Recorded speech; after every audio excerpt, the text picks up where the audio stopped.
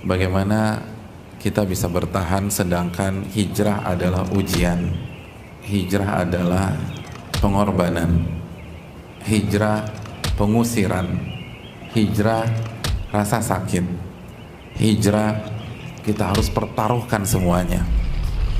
Gimana kita bisa bertahan? Yang pertama, ikhlas dan jujur kepada Allah Subhanahu wa Ta'ala. Allah berfirman tentang orang-orang yang hijrah dalam surat Al-Baqarah ayat 218. Innal ladzina amanu wal ladzina hajaru wajahadu fi sabilillah ulaika yarjuna rahmatallah wallahu ghafurur rahim.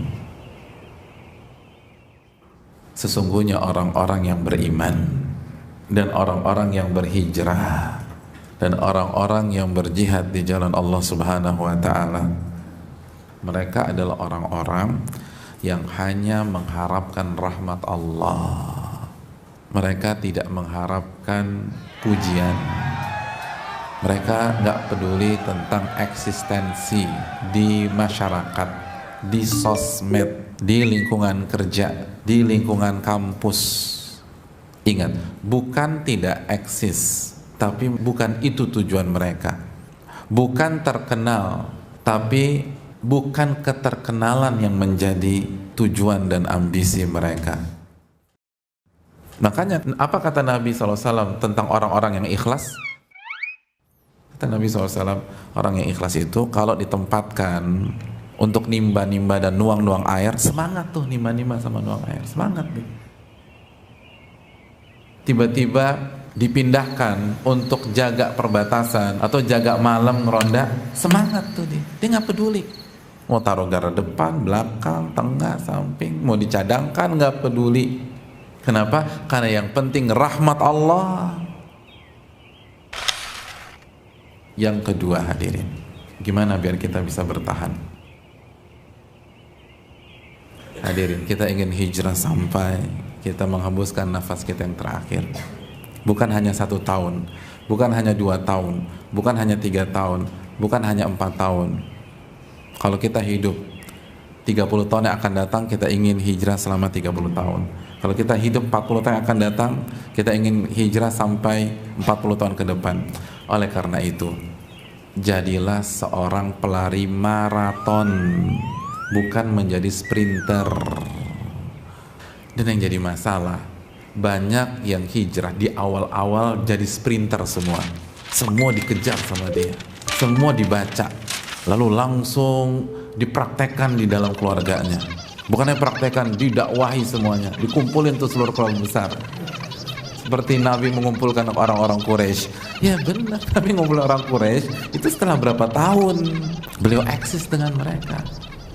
Allah berfirman dalam surat Al-Isra ayat 106, wa Qur'anan faraqnahu litaqra'ahu 'alan nasi 'ala mukth wa nazzalnahu tanzila. Al-Quran kami potong-potong saat kami turunkan, potong-potong, nggak komplit Al-Fatihah sampai An-Nas langsung disuguhkan, kami potong-potong. Biar apa? Litaqra'ahu 'alan nasi 'ala mukth, agar Anda wahai Muhammad menyampaikan kepada manusia sesaat demi sesaat, potongan demi potongan, pelan-pelan, pelan-pelan. Mukth, jeda dulu, lanjut lagi, jeda dulu. Wa nazzalnahu tanzila, dan kami turunkan itu secara berangsur-angsur, bertahap, khususnya dalam belajar dan dalam mengamalkan. Karena kan belajar otomatis harus berjalan paralel dengan pengamalan. Jadi kalau belajarnya bertahap, pengamalannya juga akan mengikuti proses belajar. Makanya ketika para ulama menjelaskan belajar yang bertahap, mereka menggunakan hadis makana rifqu fi syai'in illa zanah. Tidaklah kelemah lembutan itu berada dalam sebuah kondisi kecuali akan menghiasi kondisi tersebut. Jadi bertahap dalam belajar dan berhijrah dinyatakan oleh para ulama sebagai kelemah lembutan dalam berproses. Innallaha rafiq yuhibbur rifqa fil amri kulli aw kama qala. Allah tuh yang maha lembut dan Allah suka kelembutan di dalam setiap situasi. Dan sebaliknya, wa ma nuzi'an syai'in illa syana, tidaklah kelemah lembutan dicabut kecuali akan merusak kondisi itu. Ketika kita hijrahnya nggak lemah lembut, semua ditabrak, semua gerasak gerusuk, semua cepat, semua injak gas, hancur, kata Nabi SAW, hancur. Syana, akan merusak tuh. Sabar, pelan-pelan. Lalu yang terakhir, ilmu yang kita lakukan bertahap itu harus kita amalkan. Allah berfirman, walau annahum fa'alu ma yu'adzuna bihi lakana khairan lahum wa ashadda tathbita.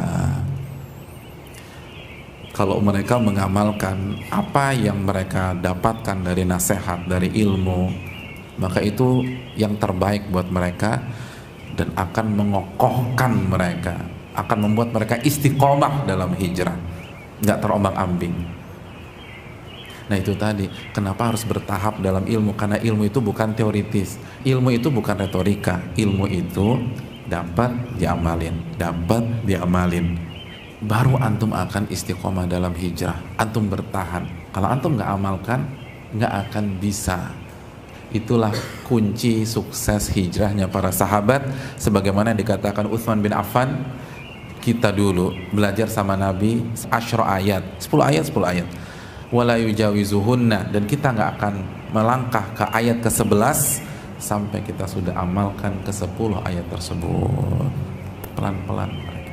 Itu yang buat mereka sukses, pelan-pelan, bertahap.